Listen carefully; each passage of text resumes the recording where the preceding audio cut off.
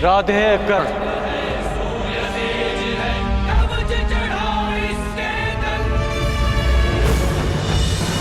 आह्वान करने के केवल दो ही कारण होते हैं, भक्ति के लिए या चुनौती के लिए। परंतु देवराज इंद्र को चुनौती देने के लिए तुम्हारी आयु बहुत कम है और तुम्हारी उदंडता देख तुम्हें भक्त समझना कठिन। भक्त तो मैं हूं देवराज, परंतु आपका नहीं, अपने गुरु का।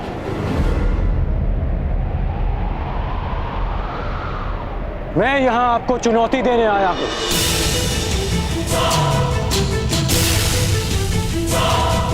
मुझे देवराज इंद्र नहीं, उस अहंकार को जिसने देवराज इंद्र की मति हर ली है। देवराज इंद्र को चुनौती देने वाले बालक कहां से आए, मैं भी जानने का इच्छुक हूं। मुझे ललकारने वाले का कुल क्या है, जाति क्या है?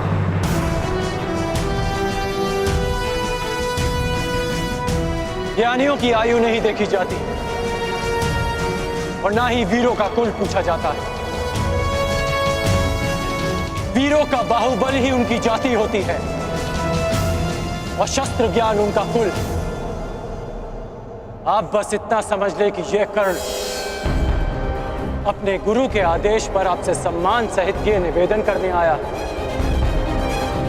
कि आप अपने मेघों को वर्षा करने का आदेश दें।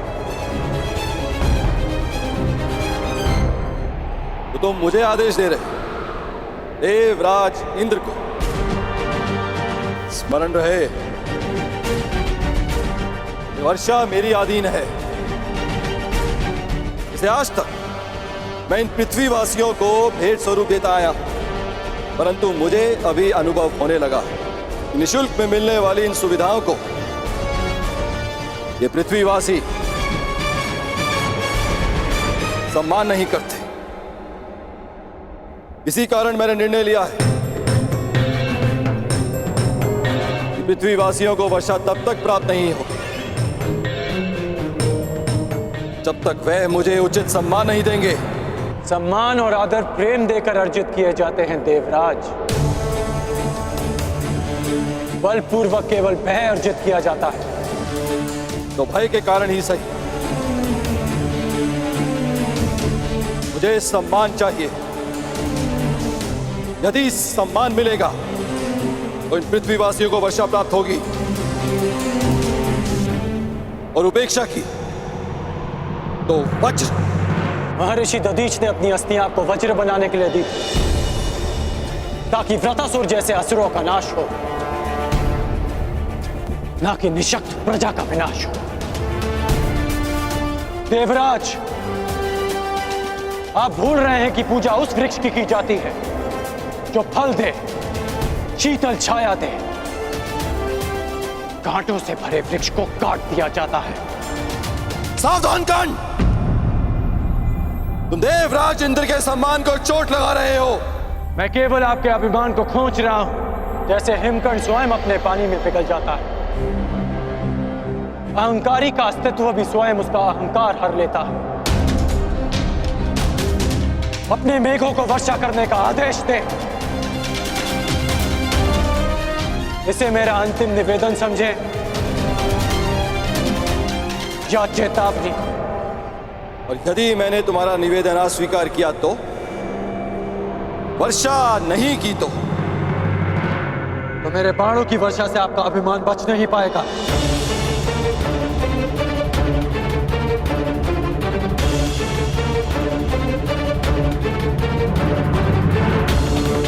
अज्ञानी बालक, एक इंद्रधनुष क्या बना लिया, देवराज इंद्र का आह्वान क्या कर लिया, तो समझने लगे कि तुम मुझे चुनौती दे सकते हो। 2 बाण क्या प्राप्त हो गए। तुम्हें प्रतीत होता है कि तुम वज्रधारी इंद्र का सामना करो। आपको वज्र दान में मिला है देवराज।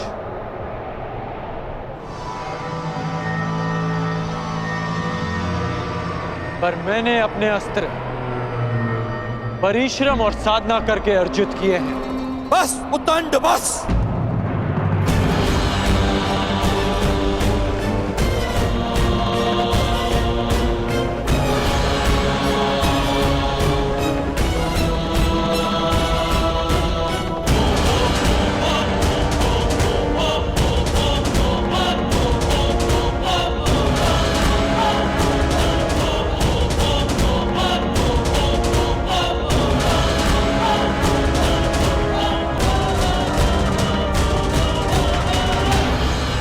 अंध अस्त्र के अंधकार को मिटाने के लिए प्रकाश पुंज चाहिए कर्ण। चक्षुमास्त्र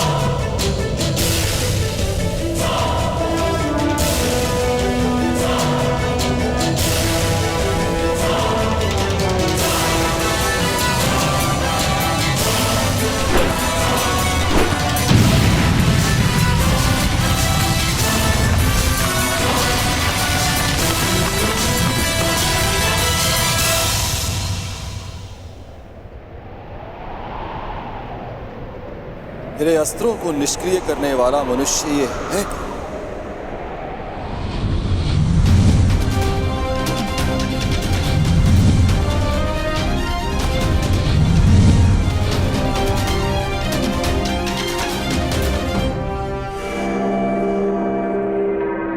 देवताओं को शक्ति मनुष्य की भक्ति से मिलती है,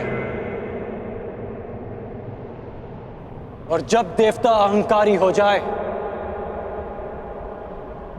तो मनुष्य को विरोध में खड़ा होना ही पड़ता है।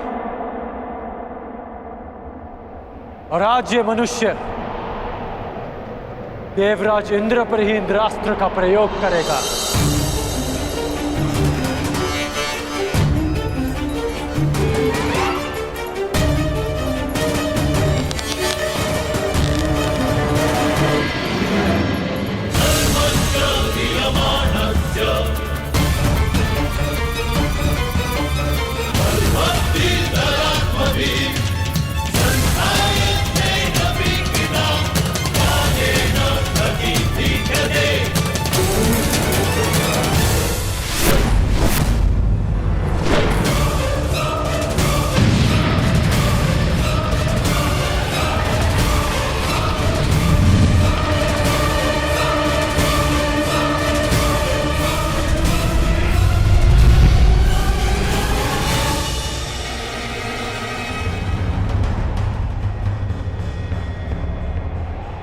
मूर्ख, तुमने इंद्रास्त्र का प्रयोग स्वयं इंद्र पे किया।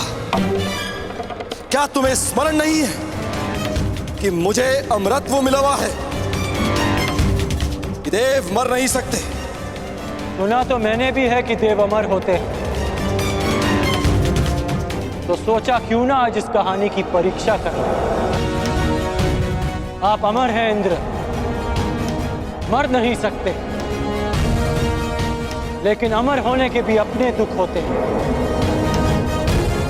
अनंत काल तक पीड़ा भोगना उनमें से एक है। बस कर्ण बस, अब तेरा नाश निश्चित है।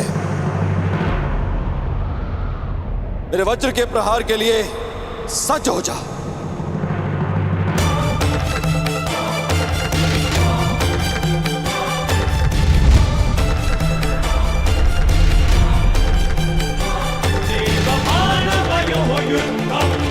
कर्णस्य च महेन्द्रस्य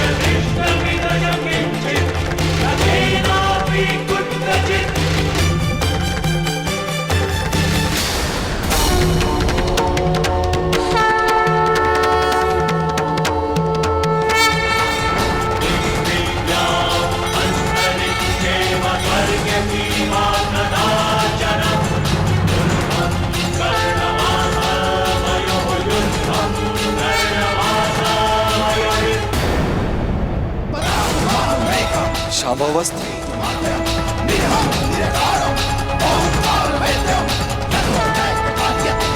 महादेव शिव शंभू का दिव्य अस्त्र नहीं, मैं इस पर वज्र से प्रहार कर कर महादेव को रुष्ट नहीं कर सकता।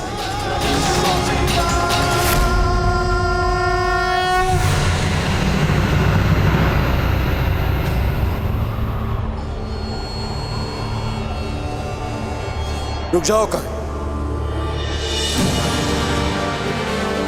रुक जाओ।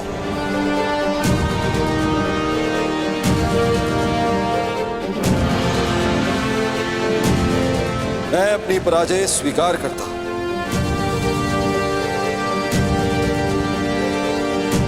तुम्हें इस संभव अस्त्र को प्रयोग करने की आवश्यकता नहीं।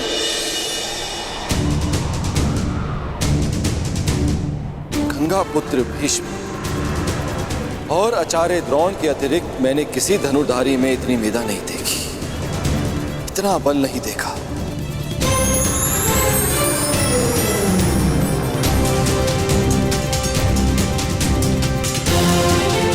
कौन हो तुम कर्ण? और कौन है वो जिसने तुम्हें इतना सक्षम बनाया? कौन है वो महागुरु? कौन है जिसके शिष्य हो तुम?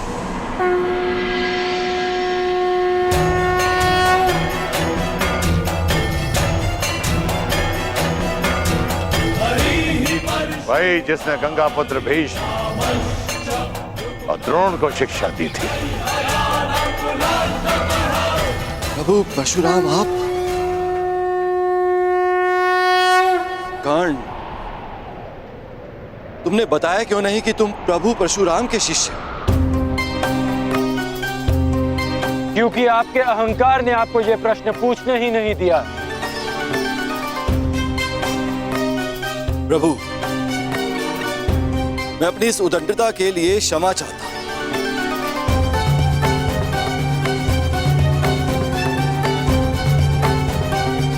मेरे इस अहंकार ने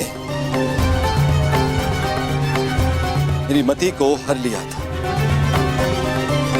जो मैं समझ नहीं पाया कि ऐसा प्रतिभावान योद्धा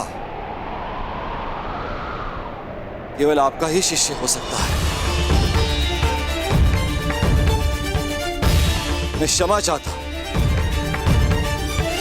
अर्थात मेघों को अभी वर्षा का आदेश देता हूं।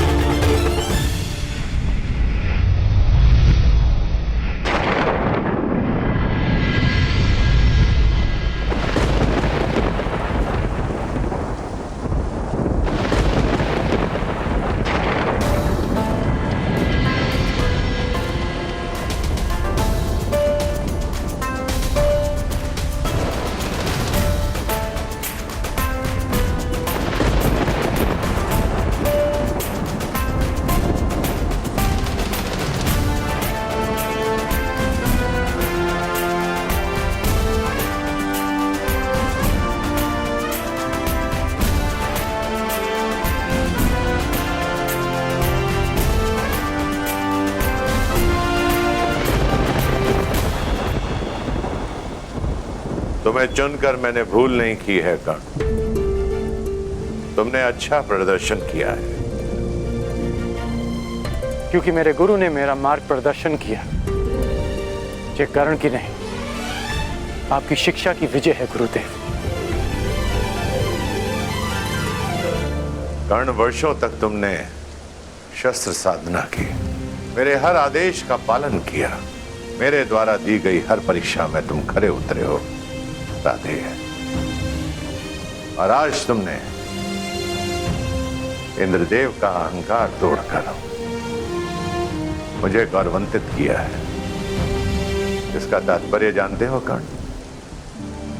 इसका अर्थ यह है तुम उन शस्त्रों को धारण करने के पात्र बन गए हो जो देवताओं को भी उपलब्ध नहीं है। मैं तुम्हें ब्रह्मशील अस्त्र की दीक्षा दूंगा। मैं तुम्हें ब्रह्मांड अस्त्र की शिक्षा दूंगा। और परशुराम को सदैव ये गर्व होगा, ये दीक्षा प्राप्त करने वाला राधे कर्ण परशुराम का प्रतिबिंब है।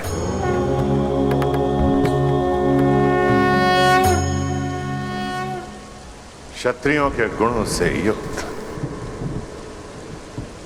ये ब्राह्मण शिष्य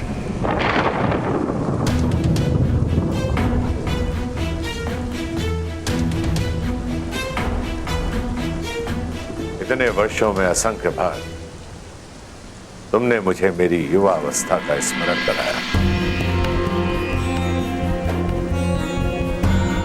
और आज इन मेधों को, इस नभ को, 7 तल्लों, चारों दिशाओं को मैं साक्षी मानकर सगर्व कहता हूं कि धनुर्विद्या में और युद्ध कौशल में तुम परशुराम के पर्याय हो। महादेव के अतिरिक्त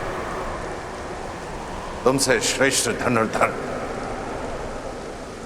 कोई नहीं है इस संसार में।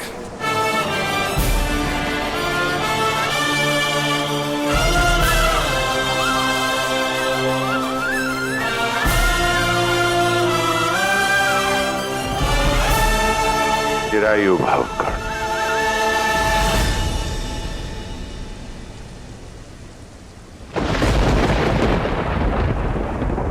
कर्ण, कर्ण, कर्ण, कौन है ये कर्ण? कहां से आया इसमें इतना बल, इतना कौशल? कहां से पाया इसने इतना तेज? समझ नहीं आया कि केवल ब्राह्मणों को शिक्षा देने का प्रण लेने वाले परशुराम ने आखिर क्यों एक सूत पुत्र को अपना शिष्य बनाया। कुछ तो भेद है जिसे इंद्र भेद करके रहेगा। देवराज इंद्र को तो तुमने पराजित कर दिया कर्ण,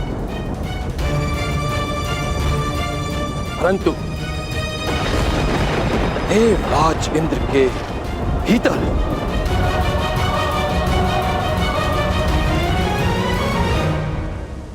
तुमने अपने महाशत्रु को भी जन्म दे दिया। तुम्हारे विनाश तक तुम्हारा पीछा नहीं छोड़ूंगा कर्ण।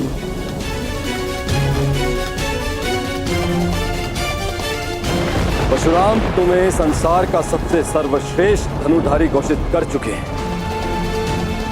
किंतु क्षमा करना है धनुर्धारी। मैं इंद्र ऐसा कभी होने नहीं दूंगा, कदापि नहीं। इस संसार का सबसे सर्वश्रेष्ठ, सबसे महान धनुर्धारी केवल वही होगा जिसमें देवराज इंद्र का बल होगा। देवराज इंद्र के वज्र का तेज,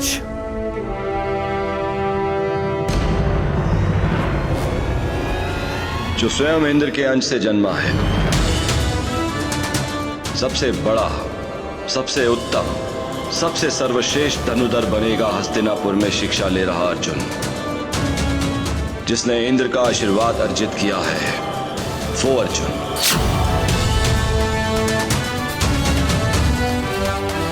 तुम जैसा धनुर्धर ना कभी जन्मा था,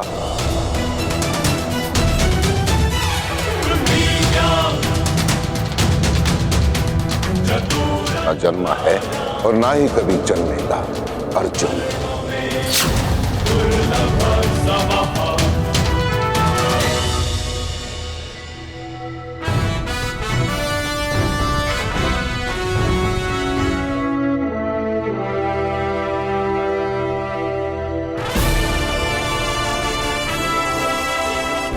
आज मेरे वर्षों के परिश्रम और तपस्या का फल मिलने वाला है।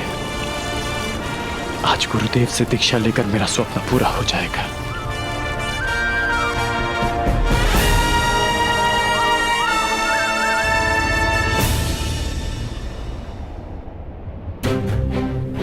मैं कर्ण हूं, हस्तिनापुर का ब्राह्मण। धनुर्बल प्राप्त करने के लिए मैंने आपसे अपना परिचय छिपाया। ये छल मैंने अपने लोगों की रक्षा के लिए किया है। क्षमा करना गुरुदेव।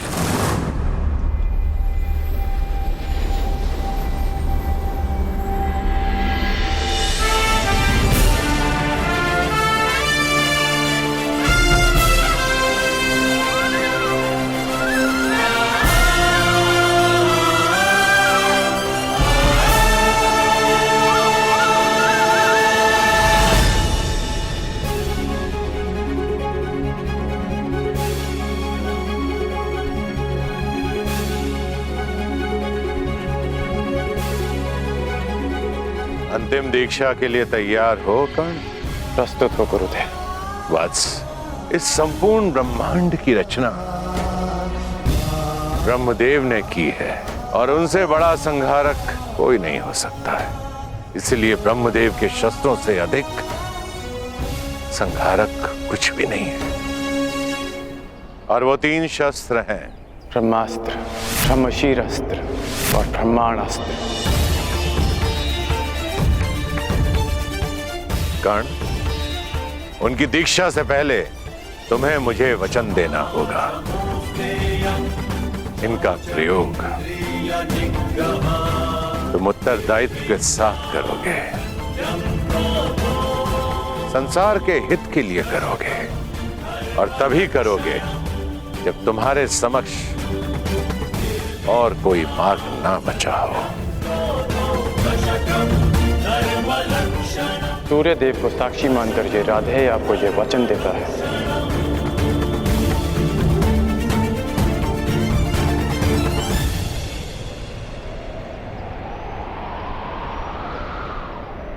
इन शस्त्रों को प्राप्त करने के पश्चात इस धरती पर किसी भी जाति का कोई योद्धा तुम्हें पराजित नहीं कर पाएगा।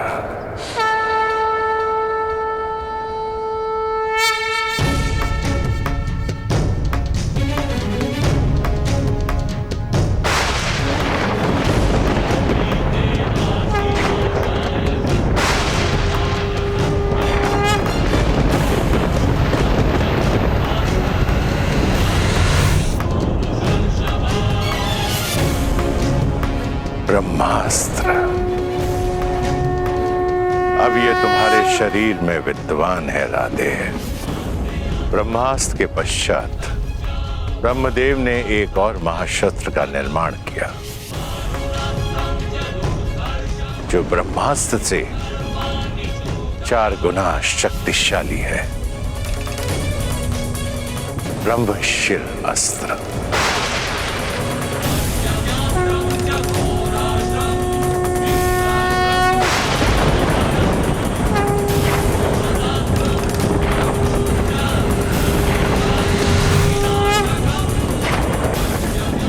और अंत में ब्रह्मदेव ने एक और शस्त्र बनाया जिसका अनुसंधान पूरे ब्रह्मांड को पलक झपकते ही संपूर्ण सृष्टि को नष्ट कर देगा। ब्रह्मांड अस्त्र।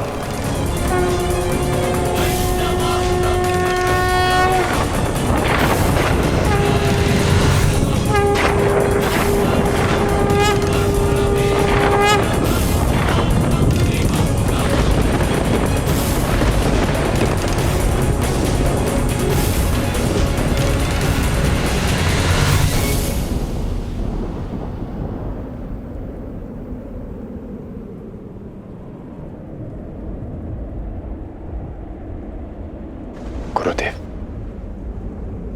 मुझे इन शस्त्रों के अनुसंधान विधि का वो मंत्र जानना है जिसके प्रयोग से मैं इन दिव्यास्त्रों का आह्वान कर सकूं।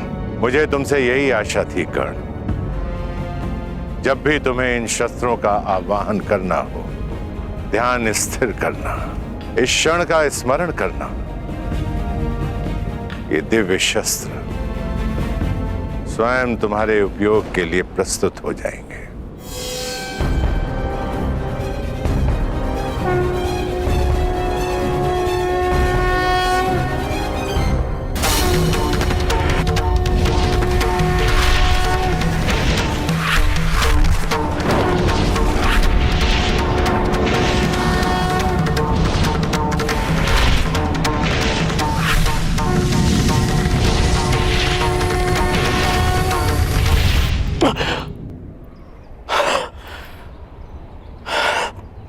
कर्ण, शिक्षा प्रारंभ से पहले तुमने बताया था कि तुम महर्षि भृगु के वंशावली में से हो। आज महर्षि भृगु को तुम पर गर्व होगा। इस धरती के प्रत्येक ब्राह्मण को तुम पर गर्व होगा। ब्राह्मण पुत्र कर्ण,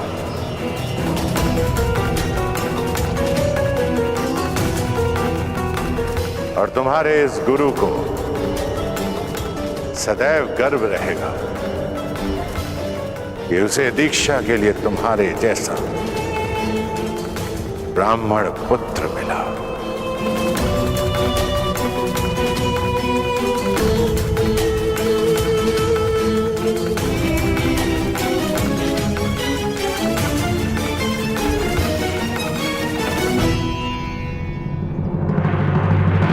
सूत पुत्र कर्ण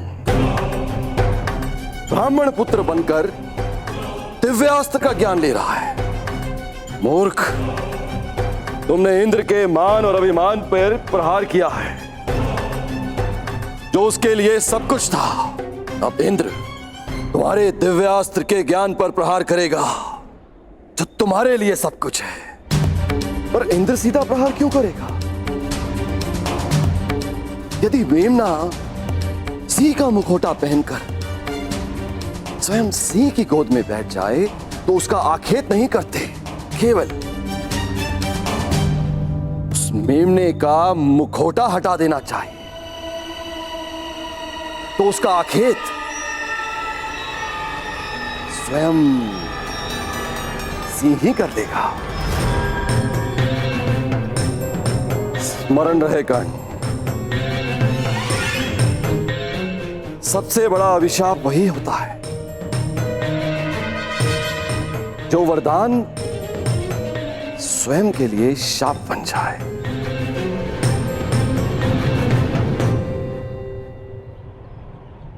आज मुझे ऐसा प्रतीत हो रहा है कि मैं मुक्त हो गया हूं। एक विचित्र दिव्य संतोष है मेरे मन में।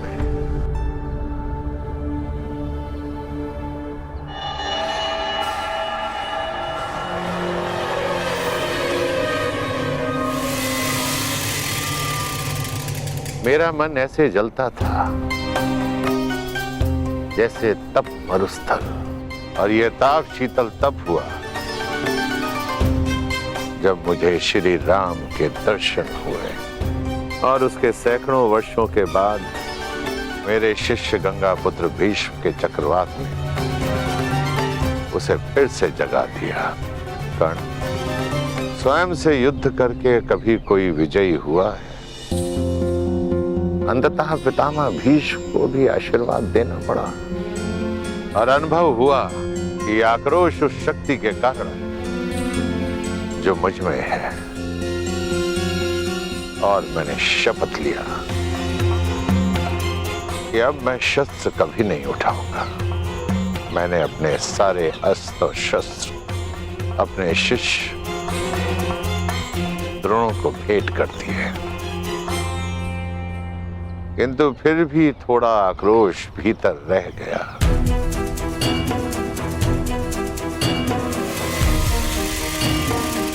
फिर तुम आए कर्ण, क्षत्रियों के तेज से युक्त ब्राह्मण कुमार। संसार में यदि तुम्हारी तुलना किसी से की जा सकती है तो वो स्वयं परशुराम से की जा सकती है। इसलिए मैंने तुम्हें अपने आप को समर्पित कर दिया, और आज तुम्हें अपने सभी दिव्यास्त्र प्रदान करके मन बहुत हल्का हो गया। चिरायु भव ब्राह्मण कुमार, तुम मेरा नाम तीनों लोकों में अमर करोगे।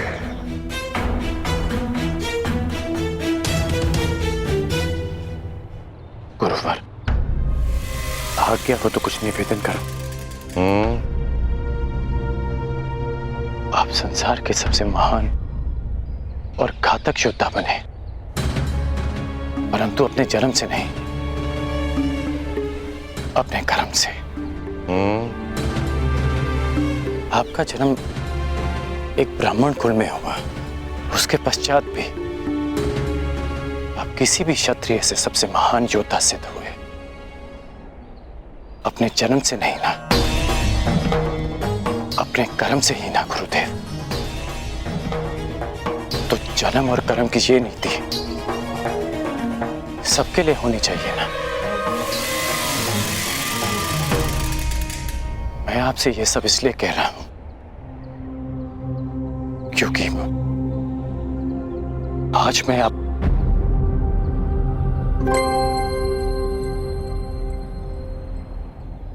गुरुवर,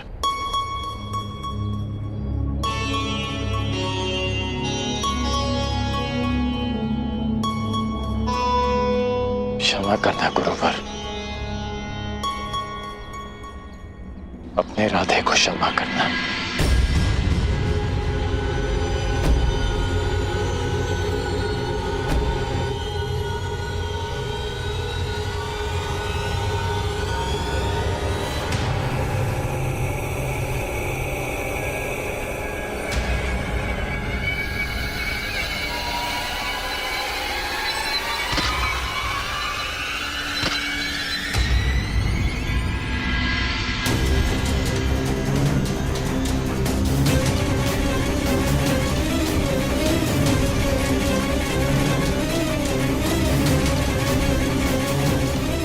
वर्षों बाद गुरुवर संतोष की निद्रा में है।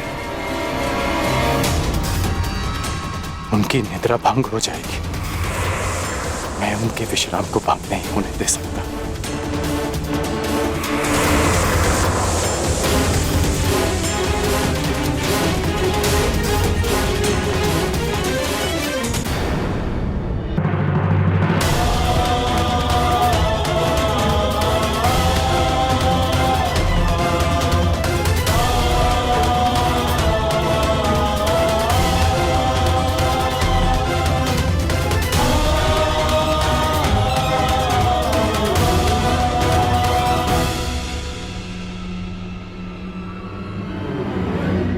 ये रग कहां से रिस रहा है?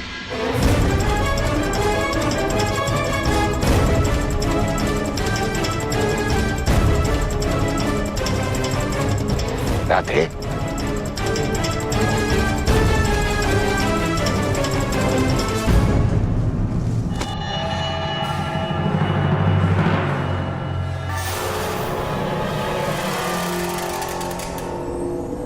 इतने डंक साहब तुमने?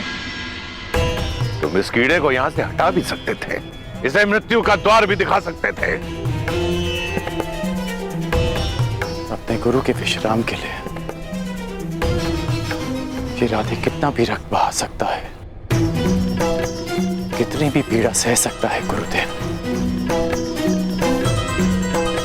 अपने गुरु की निद्रा के लिए इतना बड़ा त्याग, अपने प्राणों की भी चिंता किए बिना इतना विष सहा तुमने मुझे महाक्षत्रिय राजा शिवी का स्मरण करा दिया, जिसने एक कबूतर की रक्षा करने के लिए अपने हाथों से अपने शरीर का मांस काटा।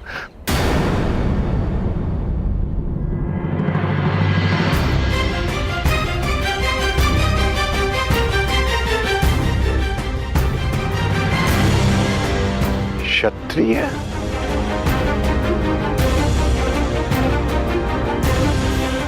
कौन हो तुम राधे? मैं राधे आपका शिष्य कर्ण। ये मेरे प्रश्न का उत्तर नहीं है कर्ण। मनुष्य अपने कर्म से बल और सिद्धि अर्जित करता है, परंतु जन्म और कुल से संचित संस्कार और गुण उसका साथ नहीं छोड़ते हैं। अपने गुरु की निद्रा के लिए इतनी असहाय पीड़ा सही तुमने? नहीं कर्ण, नहीं।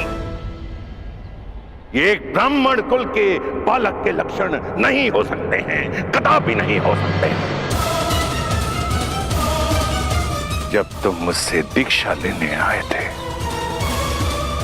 तब भी मैंने तुमसे यही प्रश्न पूछा था और आज दीक्षा के समय भी मैं तुमसे यही प्रश्न पूछ रहा हूं,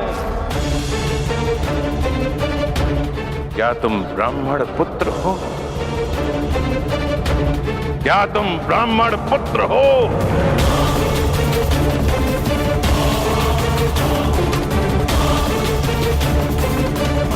नहीं गुरुदेव,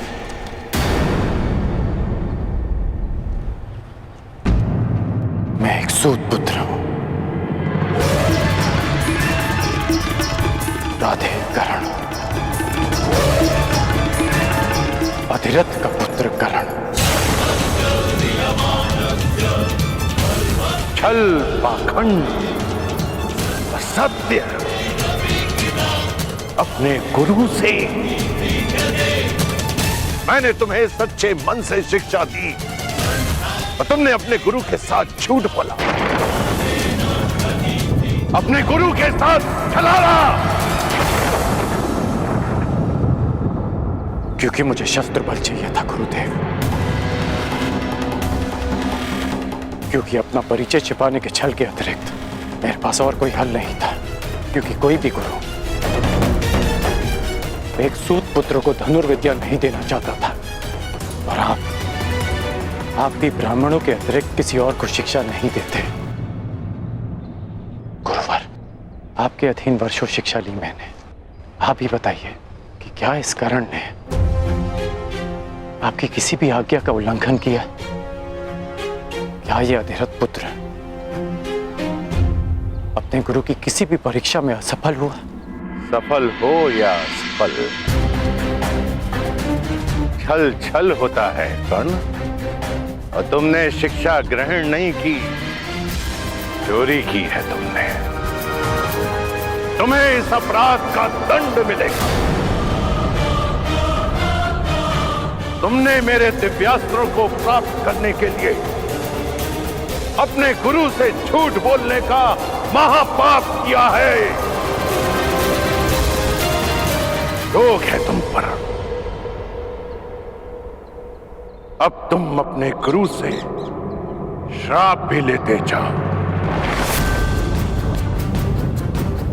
मैं जमदग्नि पुत्र परशुराम तुम्हें श्राप देता हूं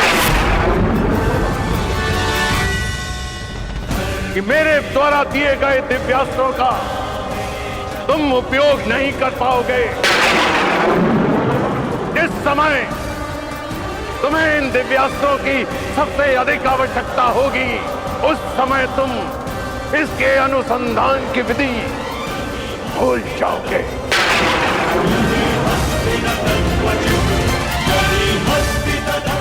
मेरे द्वारा दिए गए दिव्यास्त्रों का आवाहन नहीं कर पाओगे।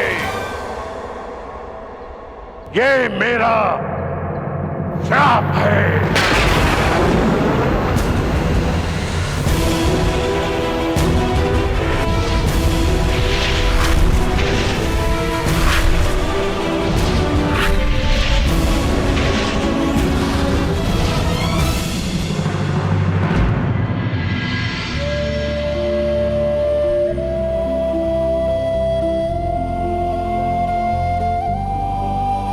अपने गुरु से छल करने के पश्चात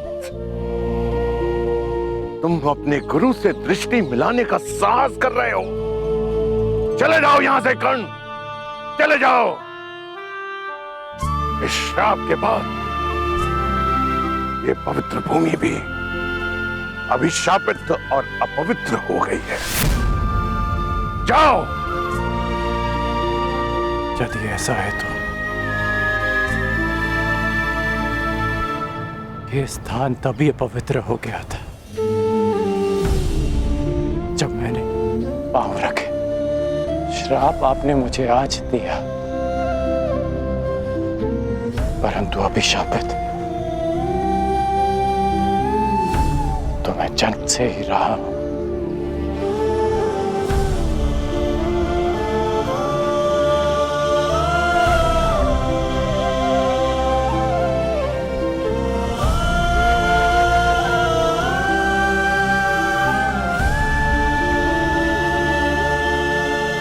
मुझे कोई खेद नहीं कि मेरा जन्म एक सूत कुल में हुआ है। मुझे कोई खेद नहीं कि मुझ में ब्राह्मणों और क्षत्रियों का रक्त नहीं बहता। खेद है तो केवल इस बात का कि मेरा जन्म ऐसे स्थान पर क्यों हुआ जहां जीवन को ब्राह्मणों और क्षत्रियों का दास माना जाता है। शास्त्रों में लिखा है कि मनुष्य की महानता और सफलता उसके गुण, उसकी मेधा से मापी जाती है। फिर क्यों किसी के जीवन पर उसके जन्म, जाति और कुल की छाप लगा दी जाती है गुरुदेव?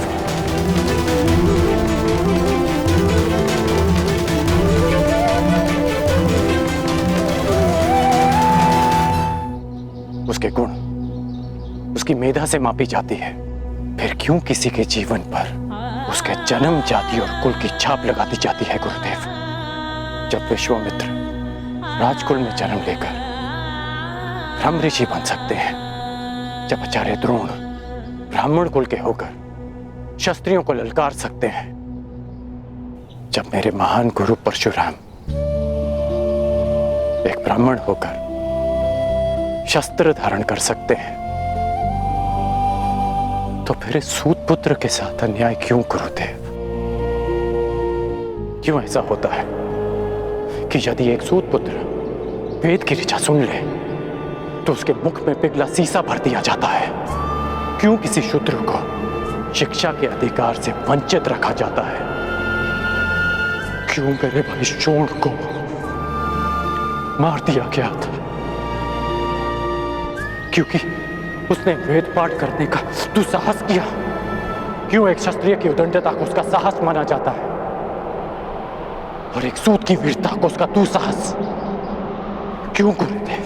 क्यों क्यों क्यों क्यों क्यों? जिन ब्रह्मदेव के दिव्यास्त्र आपने मुझे सौंपे, उन्होंने सृष्टि की रचना में क्या कोई भेदभाव किया? जन्म से लेकर अभी शरण में आने तक सदैव अपमान सा आपके चरणों में आया तो लगा कि हाँ, मुझ में भी प्राण है। आपकी छत्रो छाया से वंचित नहीं होना चाहता था गुरुदेव। ये कारण सम्मान से जीवन जीने का अधिकार चाहता था। इसलिए जीवन में पहली बार असत्य कहा, परंतु आपके प्रति मेरी श्रद्धा, मेरी शिक्षा के प्रति मेरी निष्ठा और मेरे कर्म के प्रति मेरी आस्था में किंचित भी असत्य नहीं है गुरुदेव। आपके इस शिष्य ने आपकी हर शिक्षा, हर परीक्षा को ईश्वर का प्रसाद मानकर ग्रहण किया और आज ये राधे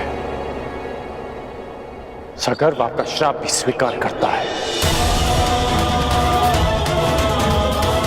किंतु इतना निवेदन अवश्य करूंगा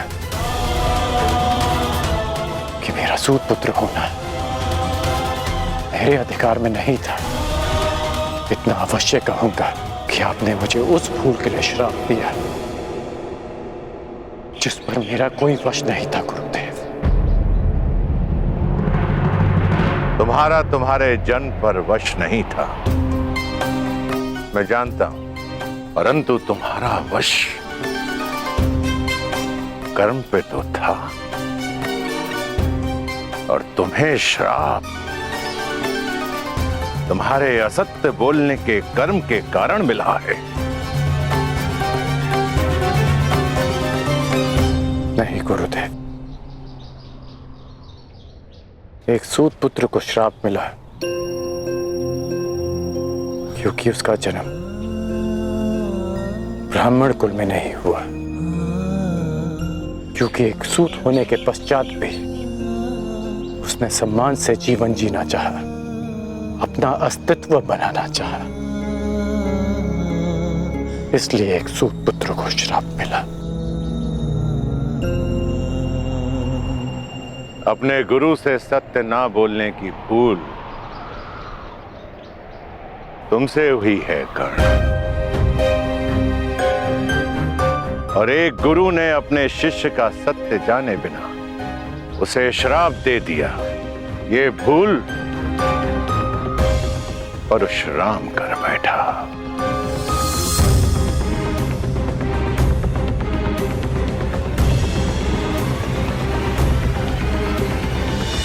मेरे द्वारा दिए गए श्राप को मैं वापस तो नहीं ले सकता हूं कर्ण, परंतु उसके प्रभाव को कम करने का प्रयत्न अवश्य करूंगा। आज से तुम्हारे बाणों में ऐसा तेज होगा जो तुम्हें मेरे अन्य शिष्यों से भिन्न करेगा।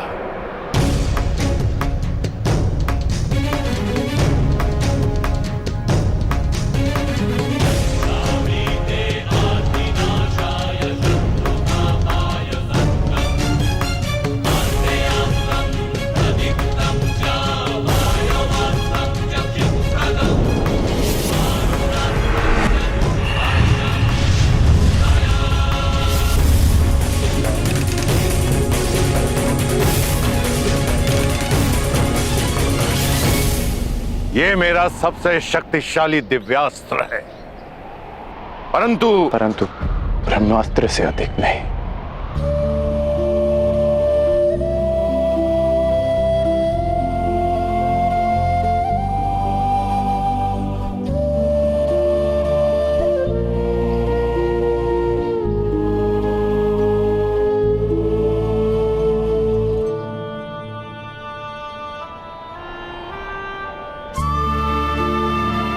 गुरु दक्षिणा मांगिए गुरुदेव। गुरु दक्षिणा क्या मांगू मैं तुमसे कर्ण? सब कुछ तो मैंने तुमसे ले लिया है, अब तो कुछ तुम्हें देना चाहता हूं।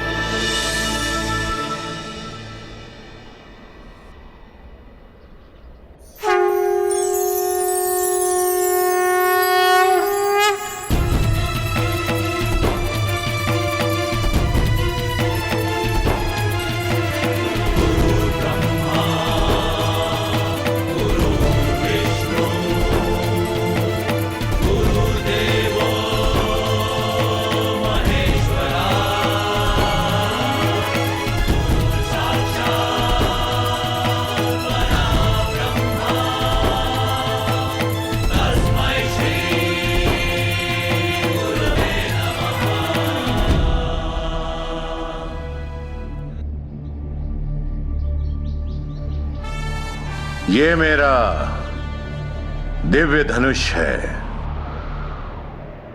विजय। जब तक ये धनुष तुम्हारे हाथों में रहेगा, संसार का कोई भी योद्धा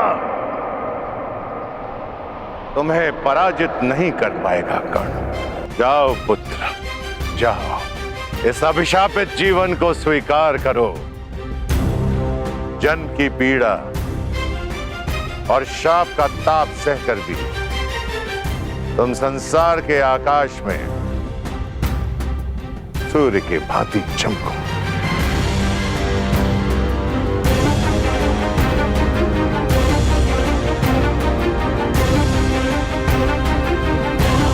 माता की मार संसार का सबसे बड़ा प्यार होता है, और गुरु का श्राप भी महादेव के प्रसाद से कम नहीं। आपका ये श्राप, ये राधेकरण अमृत समझकर स्वीकार करेगा।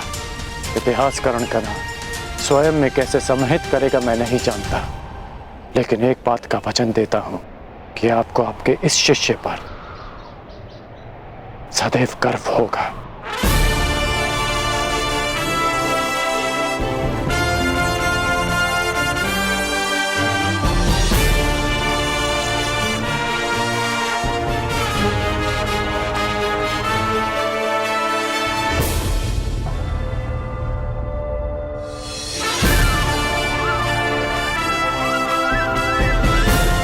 आज से मेरा नया जीवन प्रारंभ होता है।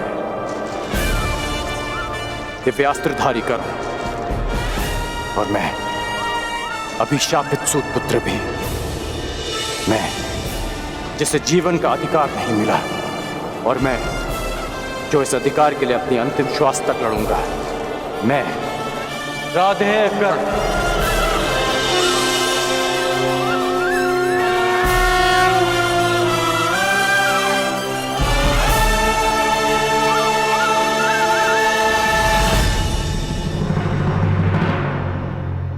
परशुराम शिष्य, हस्तिनापुर के राजगुरु, महायोद्धा, प्रतापी आचार्य द्रोण पधार रहे हैं।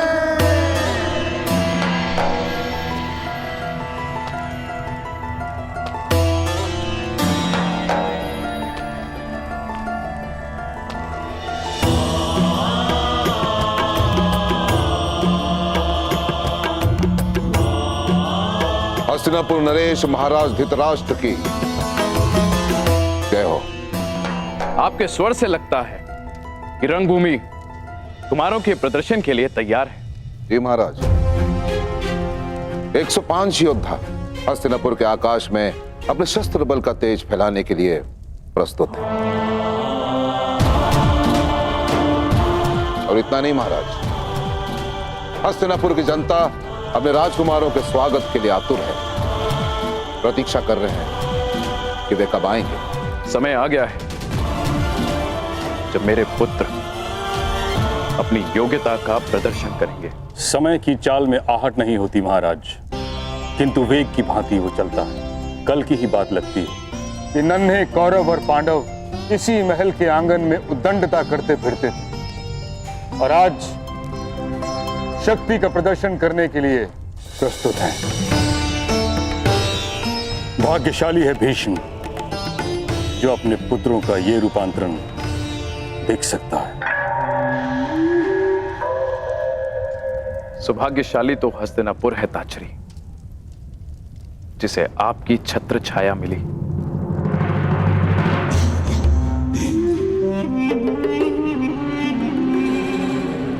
निसंदेह महाराज, निसंदेह, सत्य वचन। जिस राज्य के महाबली भीष्म और महाधनुर्धर द्रोण जैसे स्तंभ हो, वो राज्य सौभाग्यशाली होगा ही। और मुझे पूर्ण विश्वास है कि राजकुमारों का यह प्रदर्शन निश्चित रूप से हस्तिनापुर को गर्वित करेगा। आनंद दुगना हो सकता है महाराज यदि क्या शकुरी? महाराज, चपल धनुर्धर वो है जो एक बाण से 2 लक्ष्य साधे, और चतुर राजनेता वो है जो एक ही आयोजन से 2 प्रयोजन सिद्ध करे। आपका तात्पर्य क्या है गंधार नरेश? यही कि क्यों न इस प्रदर्शन को एक मैत्रीपूर्ण प्रतियोगिता का रूप दे दिया जाए, और कल की रंगभूमि में जो विजेता होगा उसे क्यों न युवराज घोषित कर दिया जाए महाराज। प्रतिस्पर्धा प्रतिद्वंदियों के बीच होती है गंधार नरेश, भाइयों के बीच नहीं। इस प्रदर्शन का लक्ष्य है राजकुमारों की क्षमता को परखना, युवराज का चयन नहीं। मैं तो केवल एक सुझाव दे रहा था महामहिम, और यदि मैं भूल नहीं रहा, यदि मुझे विस्मरण नहीं हुआ है, तो स्वयं आपने ही महाराज को वचन दिया था। जिस दिन दोनों राजकुमारों ने सामर्थ्य और ज्ञान प्राप्त कर लिया, उस दिन होगी प्रतिस्पर्धा, और उनकी क्षमता के आधार पर हस्तिनापुर अपना नया राजा नियुक्त करेगा। अब जब महागुरु द्रोण ने घोषणा कर ही दी है कि 105 राजकुमारों का प्रशिक्षण पूर्ण हो गया है, तो क्यों हस्तिनापुर को युवराज सुख से वंचित रखा जाए? इस राजसभा को अगले सम्राट के दर्शन क्यों न कराए जाए? ना, फिर भी ये एक केवल सुझाव मात्र है, सुझाव मात्र। यदि महाराज धृतराष्ट्र इस प्रतियोगिता को अनुमति दे तो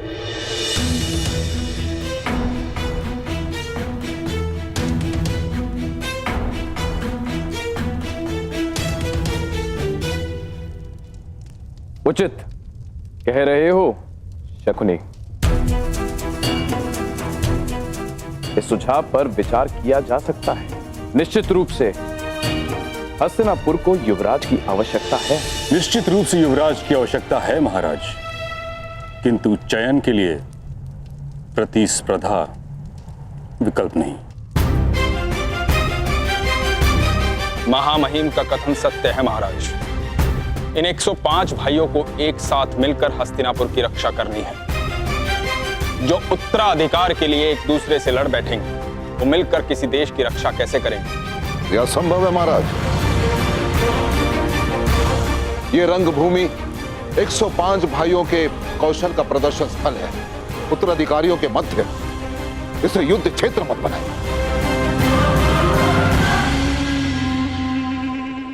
यदि रंगभूमि के इस आयोजन से युवराज के चयन का प्रयोजन सिद्ध होता है तो इसमें खोट क्या है आचार्य?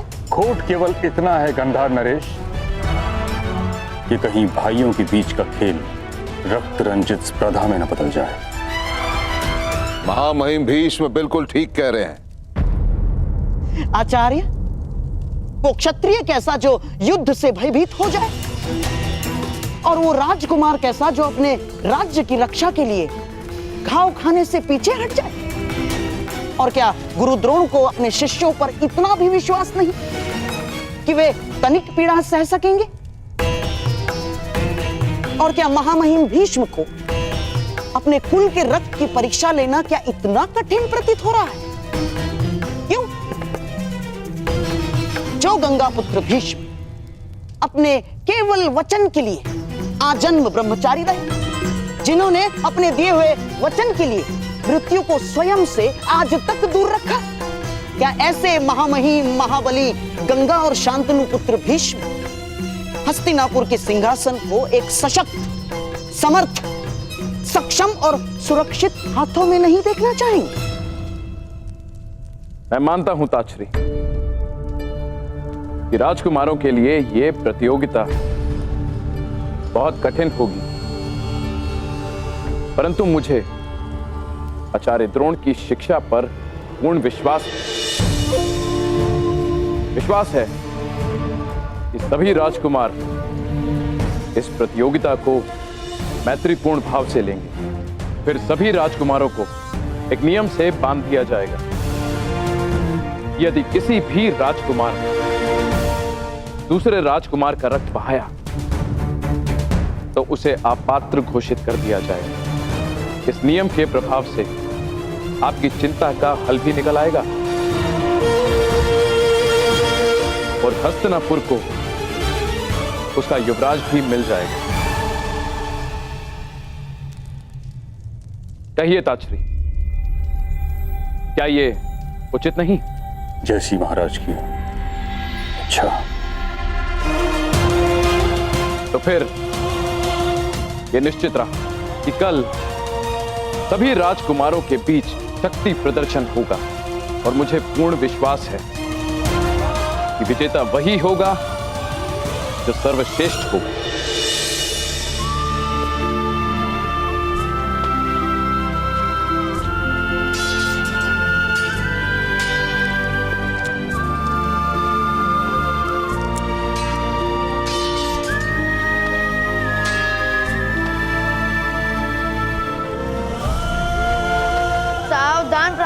मेरे प्राण का सामना करो।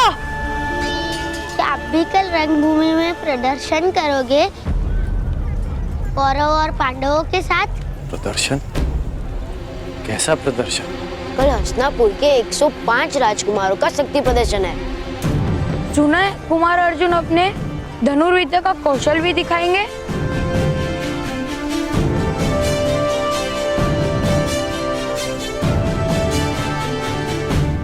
कल की प्रतियोगिता में कौन किसके साथ द्वंद्व करेगा यह निश्चय आप करेंगे। प्रतियोगिता पक्षपात रहित होनी चाहिए महामहिम। आप आचार्य द्रोण पर संदेह कर रहे हैं गंधार नरेश। नहीं महामहिम, कदापि नहीं। मैं तो केवल मानवीय निर्बलता की बात कर रहा हूं। कितना भी प्रयास कर लीजिए, घुटना पेट की ओर ही मुड़ता है और ना चाहते हुए भी एक माता अपने पुत्र के पक्ष में ही बोलती है। महामहिम,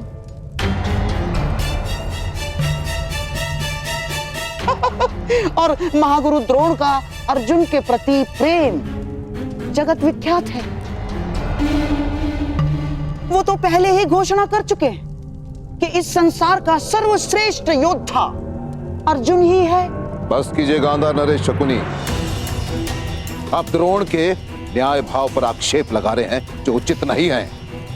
नहीं आचार्य, नहीं, मैं तो वो कह रहा हूं जो कल सारा हस्तिनापुर कहेगा। तो आप चाहते क्या हैं?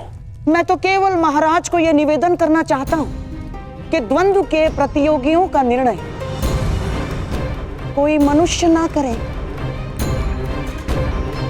तो फिर कौन करेगा शकुनी? वो जिसमें पक्षपात का भाव ना हो।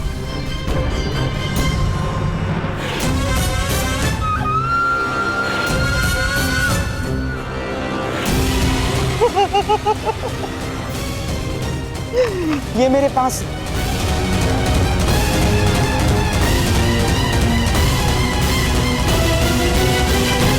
मैं भी कल रंगभूमि में जाकर कौरवों और पांडवों के बीच अपना प्रदर्शन करूंगा और ऐसे तलवारबाजी करूंगा। मूर्ख, अज्ञानी, हमारे जैसे छोटे लोगों को दिन में स्वप्न देखने का अधिकार नहीं है। ये रंगभूमि राजपुत्रों के लिए है, तुम्हारे लिए नहीं है पुत्र। तुम लोहार के पुत्र हो, लोहार का काम करो, छोड़ो ये तलवार वलवार चलाना। अपनी निर्बलता और उस पर क्यों थोप रहे हो? हर बालक का अधिकार होता है अपना भविष्य चुनने का, अपना भाग्य स्वयं लिखने का।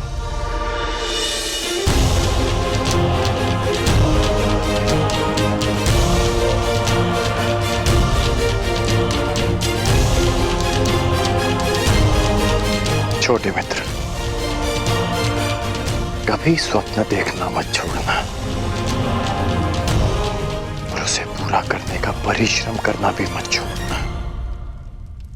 कौन से देश से आए हो मित्र? मनुष्य का भाग्य उसके जन्म से ही निश्चित हो जाता है, यही नीति है। यदि यही नीति है तो इस नीति को बदल दूंगा मैं।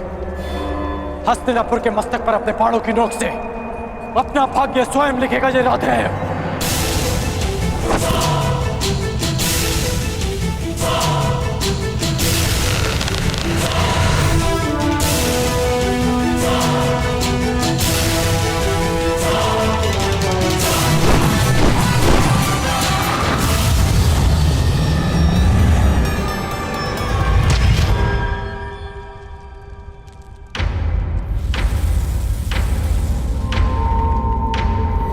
ये हस्तिनापुर की राजसभा में किसने आक्रमण किया? यह आक्रमण नहीं, किसी के आगमन का संदेश है। आचार्य द्रोण, इस बाण पर गुरु परशुराम का चिन्ह है। परंतु महामहिम, गुरु परशुराम के 2 जीवित शिष्य आप और मैं इस राज्यसभा में उपस्थित हैं, तो फिर यही प्रश्न मुझे विचलित कर रहा है आचार्य द्रोण।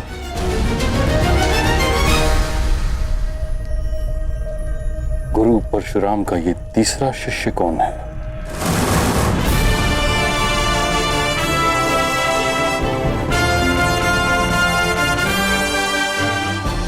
अब समय है कौशल के प्रदर्शन का।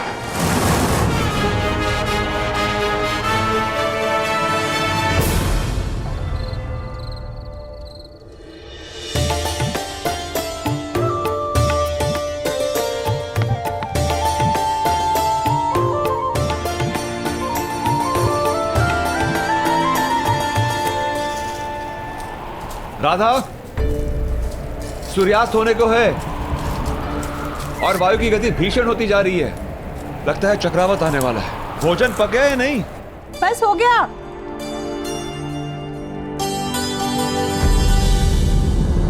हे महादेव, ये किस धुन में खो गई मैं? 2 प्राणी के लिए इतना अधिक भोजन बना लिया।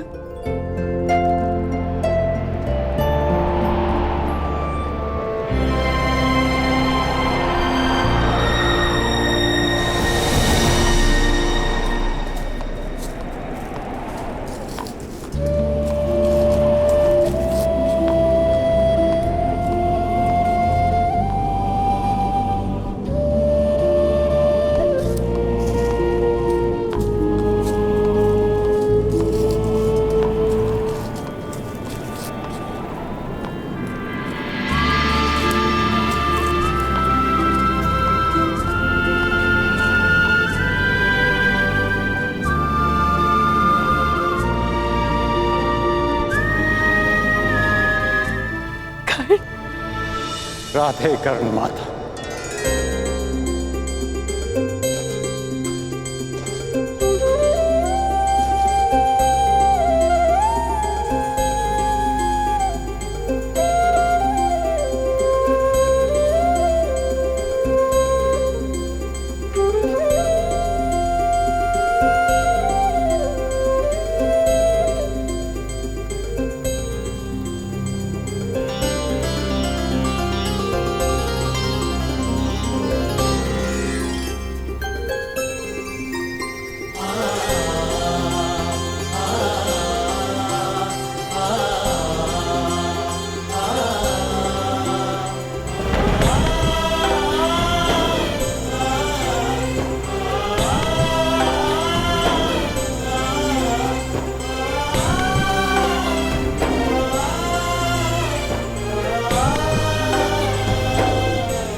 तुम आ गए पुत्र।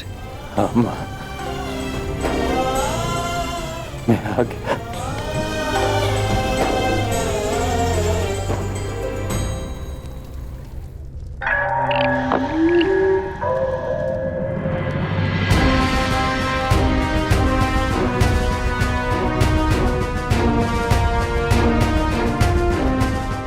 आइए गुरुपुत्र अश्वत्थामा, हमारे कक्ष में आपका स्वागत है।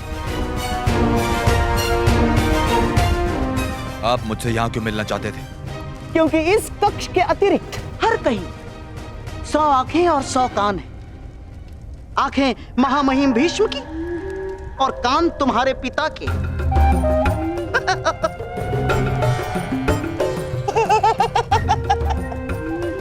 और यहाँ इस कक्ष में हमारी बात सुनने और देखने वाला कोई नहीं।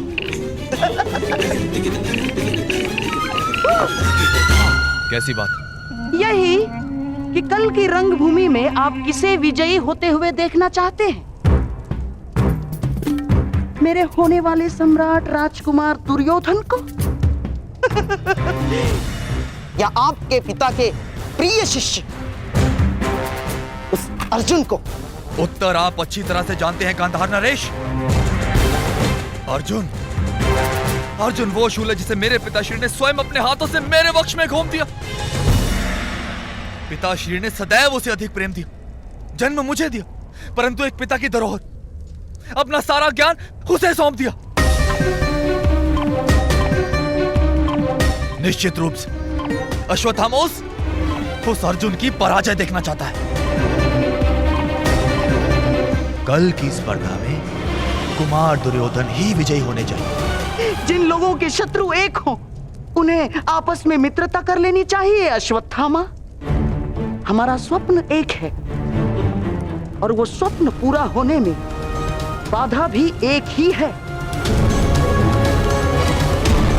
अर्जुन, तो उस बाधा को दूर करने का कोई हल सोचा है आपने? उसका हल बताने के लिए तो आपको यहां बुलाया है।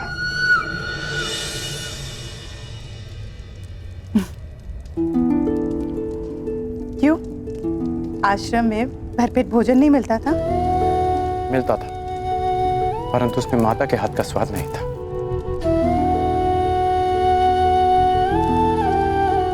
वैसे आपको किसने सूचना दी मेरे यहाँ आने की कि आपने ये भोजन तैयार रखा? क्यों? पूर्वाभास केवल तुम धनुर्धारी को ही होता है। तुम लोग शब्द सुनकर लक्ष्य का आभास कर लेते हो, किंतु माता का अपना पुत्र के लिए आभास सबसे अधिक शक्तिशाली होता है।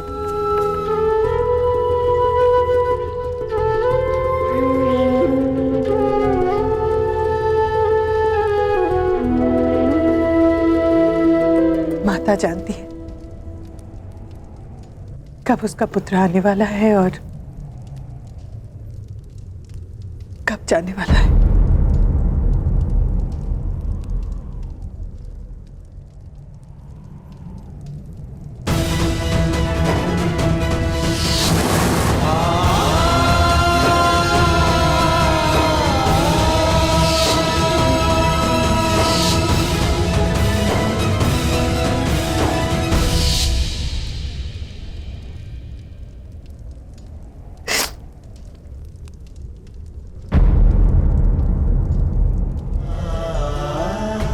इतिहास भले ही ना हो,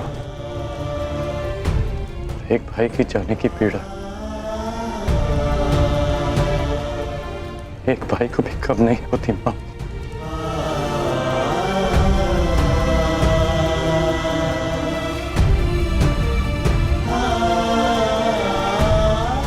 ये बताओ, प्रशिक्षण कैसा रहा तुम्हारा? गुरुदेव को अधिक सताया तो नहीं? आप विषय को टाल रहे हैं।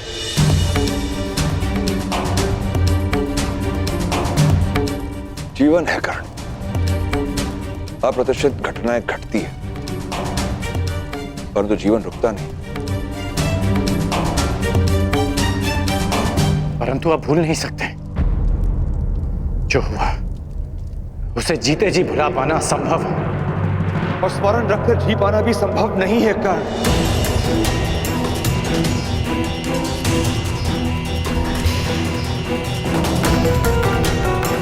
वो क्षत्रिय हैं, राजकुल के लोग हैं, उनके पास बल है, अधिकार है। हम छोटे लोग हैं कर्ण, ना हमारे पास विरोध का बल है, ना ही प्रतिकार का अधिकार। और उनके पापों का दंड ईश्वर देगा उन्हें। भगवान, ईश्वर, विधाता, कब तक न्याय पाने के लिए उनके सहारे बैठे रहेंगे आप लोग? न्याय मांगा नहीं जाता, उसे छीन लिया जाता है। माता, आप तो वासुदेव कृष्ण को भी ईश्वर का रूप मानती हैं ना? तो आप लोगों ने सुना ही होगा कि किस प्रकार वो यदुवंशियों के मध्य समानता का संदेश दे रहे हैं। उनके लिए सब समान है। जो काम वो यदुवंशियों में कर रहे हैं, वही काम हमें हस्तिनापुर में करना होगा। सबकी समानता, सबके लिए न्याय। बस कर।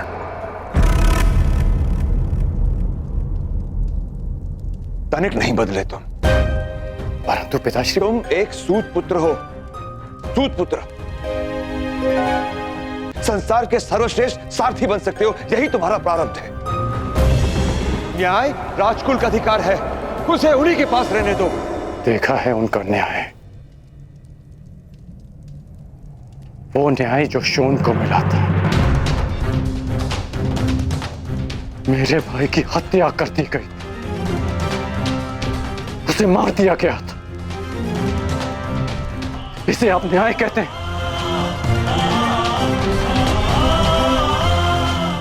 न्याय और सत्य से भागते हैं आप लोग।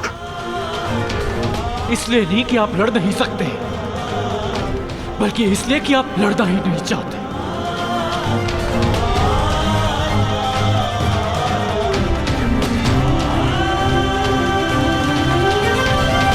भागने से प्रारब्ध नहीं बदलता पिताश्री।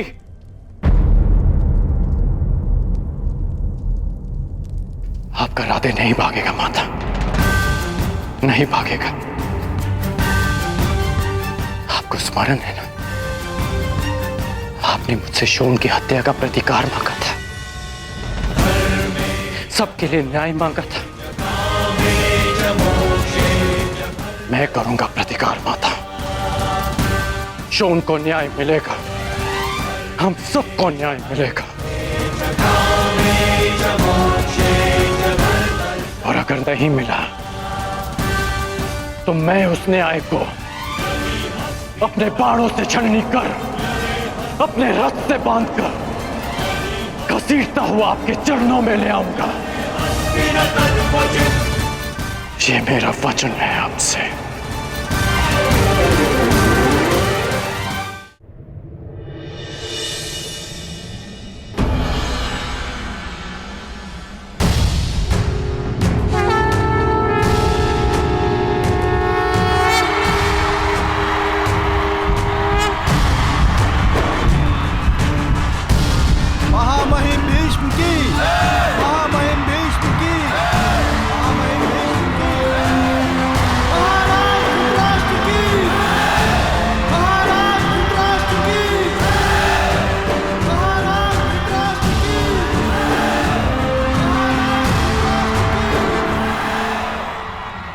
हस्तिनापुर के सभी निवासियों का इस रंगभूमि में स्वागत है।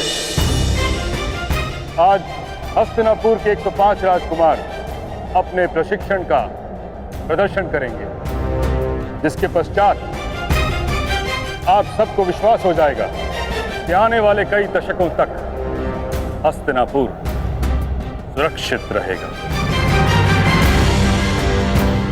हर युद्ध से, हर आक्रमण से हस्तिनापुर की ओर कोई चुनौती नहीं दे पाएगा। यद्यपि हस्तिनापुर का कोई शत्रु अस्तित्व में नहीं है, और यदि है तो यह उसको चुनौती है कि भीष्म के साथ साथ हस्तिनापुर में 105 योद्धा उपस्थित हैं उसकी सुरक्षा के लिए। ताक्षरी इतना समय क्यों लगा रहे हैं विदुर? स्पर्धा प्रारंभ क्यों नहीं कर रहे? अब प्रतीक्षा नहीं होती। मैं दुर्योधन, मैं जानना चाहता हूं कि अब मेरा उत्तराधिकारी कौन बनेगा। हमारा सौभाग्य है कि हमारे समक्ष गुरु द्रोण उपस्थित हैं, जिन्होंने अपने शिष्यों को पाषाण खंडों से निखारकर रत्न बनाया। वो स्वयं अपने शिष्यों का परिचय दें। हस्तिनापुर के वासियों, मैं आज बहुत संतुष्ट हूं। मां महिम भीष्म ने मुझे 105 दीपक सौंपे थे, और आज वो दीपक सूर्य के भांति चमकेंगे और हस्तिनापुर के आकाश को प्रकाशित करेंगे। अब आपके समक्ष वो प्रस्तुत होंगे जो 105 राजकुमारों में सबसे ज्येष्ठ हैं, धर्म और कर्म में चित, युद्ध में स्थिर कुमार युधिष्ठिर।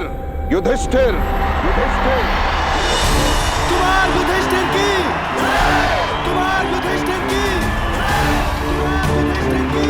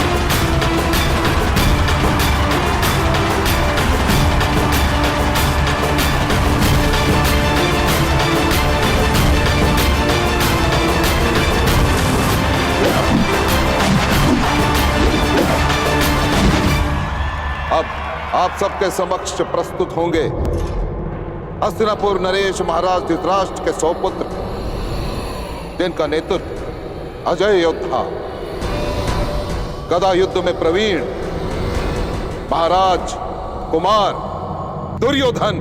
दुर्योधन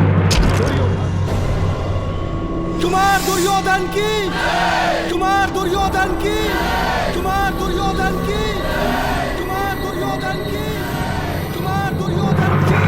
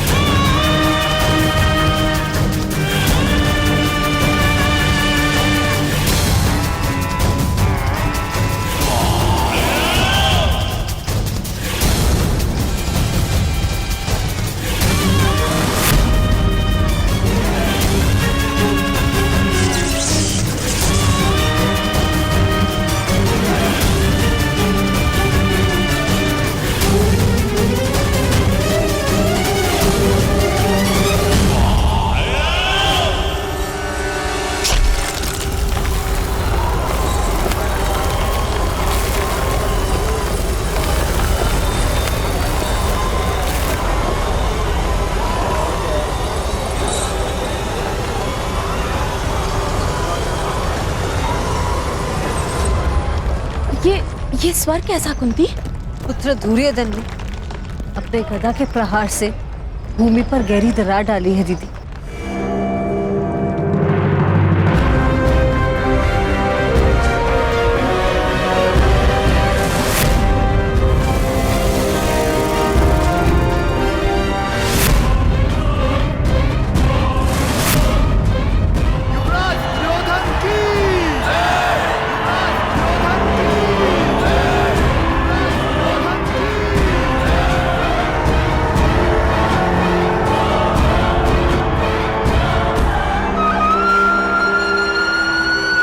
महाराज धृतराष्ट्र, पितामह भीष्म समेत उपस्थित सभी को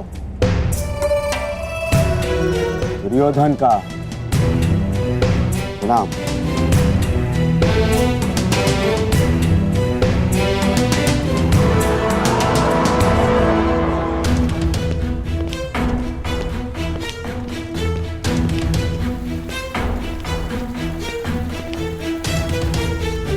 कहां जा रहे हो कर्ण?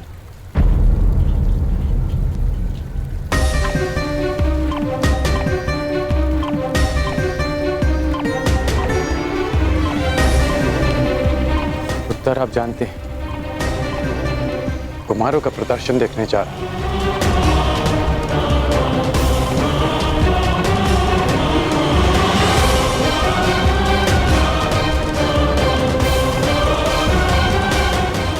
धनुष को साथ लेकर तुम कहीं नहीं जा रहे हो।